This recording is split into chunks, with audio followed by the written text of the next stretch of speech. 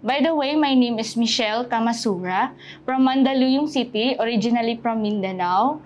Ang pinagkakaabalahan ko while waiting po sa mga papel namin, business po ng sister-in-law ko, which is yung sponsor po namin, si Annalyn White.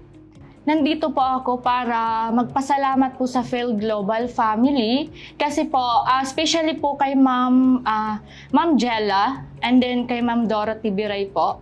Sa visa officer ko po. Nagpapasalamat ako sa kanila dahil sa kanila po, yung mga papel namin, sila po lahat wala po akong problema sa Phil Global. Napakaganda kasi napaka-approachable po. Una po, nirefer lang po ng friend ng kapatid ko, which is nasa Canada na po siya, si Beron. Nirefer niya itong company na to, which is dito din siya galing. Sabi niya po kasi dito ako sa company to, mag-trust kasi for the family naman to. Sabi kasi niya, for student lang yung sa kanya. So sa amin, gusto namin for family po kaming lilipad doon. So ito yung na-refer niya, pero nung una pa lang nakita ko yung Phil Global, parang trusted na talaga ako eh. Una ko pong yung consultant officer ko, which is si Ma'am Jella. Napaka-approachable po. Lahat ng mga question ko, lahat nasagot at saka hindi siya nagkulang sa mga tanong ko po.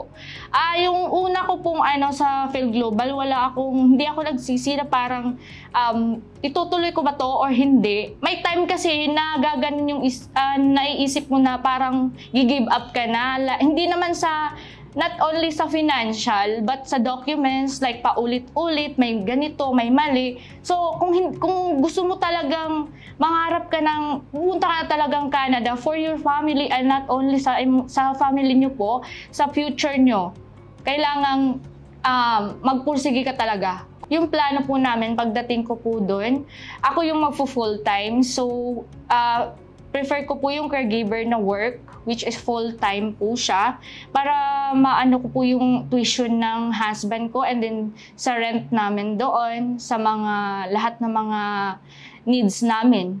Pero siya po is may 20 hours po siya sa work niya. So, depende po namin sa schedule namin kung sinong magpapalitan kami or panggabi ba siya or pang umaga para kay Cassie. Yan po. Sa mga Bisaya, gikan ko sa Mindanao, sa Pagadian. Sa mga Bisaya, karon daghan nang nangutana sa akong asa ko nga company, asa ko nag-apply. Sa ako lang maingon sa inyo sige, mudawat kog message ninyo, like i-refer mo sa Phil Global, which is si Ma'am Jella ako una, i-refer, and then to follow naman si visa officer na si Ma'am Dorothy, and then welcome mo sa Phil Global, mangutana about sa ako ang mga requirements, documentation.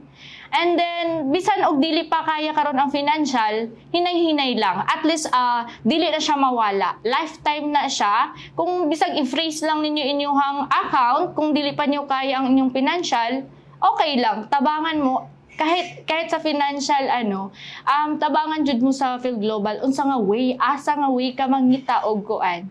So, mao na ako may istorya sa mga Bisaya. Phil Global na mo.